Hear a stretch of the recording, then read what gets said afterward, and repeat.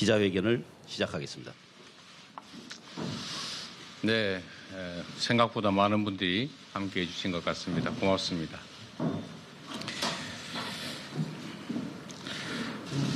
존경하는 국민 여러분, 그리고 당원 여러분, 제가 병실에 누워 있을 때 태안의 한 가족이 삶을 포기했습니다. 9살 딸 투병으로 인한 경제적 고통을 더 이상 감당할 수가 없었기 때문이라고 합니다. 저는 불의의 사고에도 많은 분들의 도움으로 무사히 살아 돌아왔습니다. 그러나 지금 이 순간에도 한숨 짓고 눈물 흘리면서 생사를 고민하는 분들이 계십니다. 이분들의 손을 누가 잡아주겠습니까? 이런 분들을 살리는 정치가 돼야 됩니다. 각자 도생으로 내몰아 죽이는 정치가 아니라 함께 사는 세상을 만들기 위해 정치가 제 역할을 해야 됩니다. 2024년 오늘 겹겹의 위기가 우리 국민의 삶을 위협하고 있습니다. 세계의 주목을 받던 대한민국 경제가 추락 중이고 때 아닌 전쟁 위기가 몰려오고 있습니다. 인구 감소로 국가 존속을 걱정해야 하고 아시아 제일로 평가받던 민주주의가 파괴되고 있습니다. 우리 대한민국이 민생, 전쟁, 저출생, 민주주의라는 측면에서 4대 위기에 처했습니다. 윤석열 정권의 독단과 무능으로 대한민국이 무너지고 있습니다. 경제 문제를 좀 보겠습니다. 우리 경제는 지난해 외부 충격도 없이 1%대 성장이라는 역대급의 위기를 겪었습니다. 지금도 그 침체는 지속 중입니다. 잃어버린 30년, 장기 침체 중인 일본에마저 성장률을 역전당했습니다. 고물가 고금리에 한파까지 겹친 요즘 돈을 아끼느라 카공족들은 공공도서관으로, 어르신들은 구청 로비에서 시간을 보낸다고 합니다. 불황이 지속되면서 배달 음식에 껴온 음료까지 중고시장에 내다 파는 일이 성행합니다. 마른 수건 짜듯이 생활비를 아껴봐도 이자에 월세 감당이 벅찬 게 우리 국민들의 삶의 현실입니다. 윤석열 정부는 임기 초부터 지금까지 꾸준하게 초부자 감세를 추진해 왔습니다. 초부자 감세로 경제가 성장할 것이라면서 있지도 않은 이른바 낙수 효과를 내세웠지만 실제 현실은 어떻습니까? 성장은커녕 막대한 세수 결손만 초래하고 재정 부족에 따른 서민 지원 예산 삭감, R&D 예산 대규모 삭감을 불러왔습니다.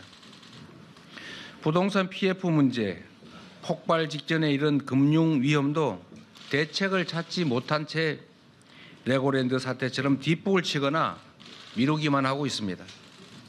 문제가 생겼을 때 신속한 대책을 마련하는 것이 정부의 역할 아니겠습니까? 그런데 해법은 없이 대통령이 경로했다 이런 얘기만 들려옵니다. 물가가 오르니까 기업의 팔을 비틀고 이자가 부담되니까 은행의 팔을 잡아당깁니다. 금감원장도 대출금리부터 취약자주 대책까지도 건건히 금융사 사장단 불러 모으는 게 일입니다. 제대로 하는 일이 없으니 제대로 되는 일이 있겠습니까? 민생은 고사 직전이고 경제는 심각한 침체입니다. 먹고 사는 문제를 등한시한 윤석열 정권 2년의 적나라한 성적표입니다.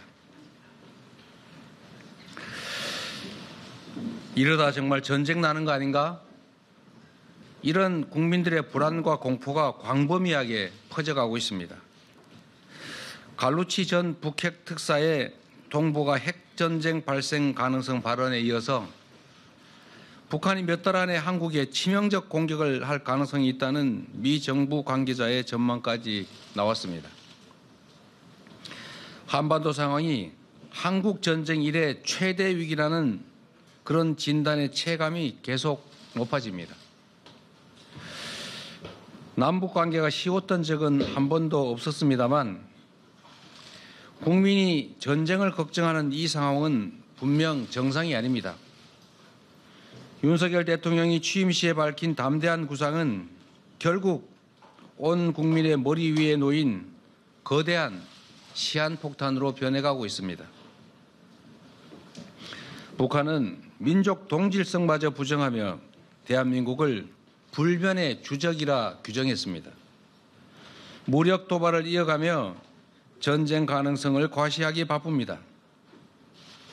결코 용납할 수 없는 일입니다.